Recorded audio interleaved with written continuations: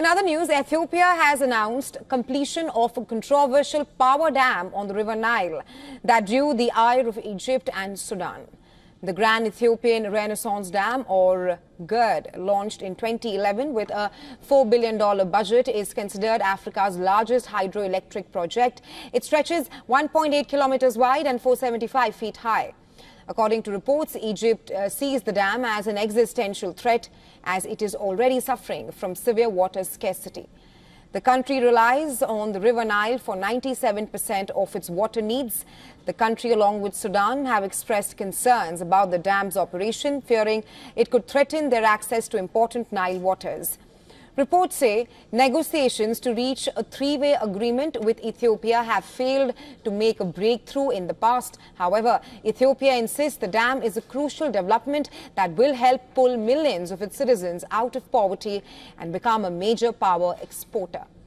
Seeking to address concerns over the project, Ethiopian Prime Minister Abiy Ahmed, in his address to lawmakers, called on Egypt and Sudan to view the dam not as a threat but a shared opportunity and symbol regional cooperation. He announced that his government was preparing for the dam's final inauguration in September.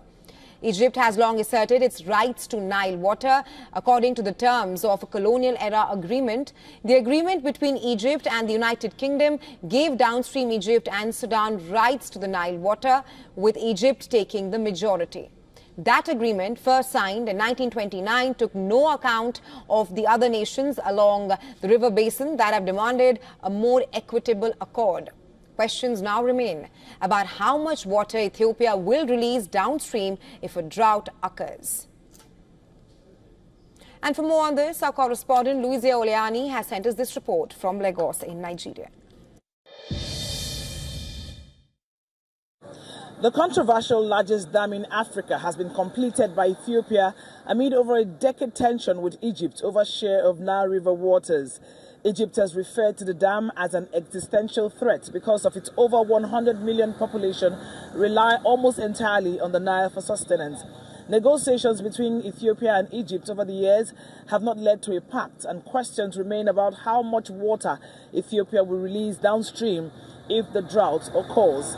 Egypt is yet to react to the announcement of September inauguration of the Grand Ethiopian Renaissance Dam as named by Ethiopia.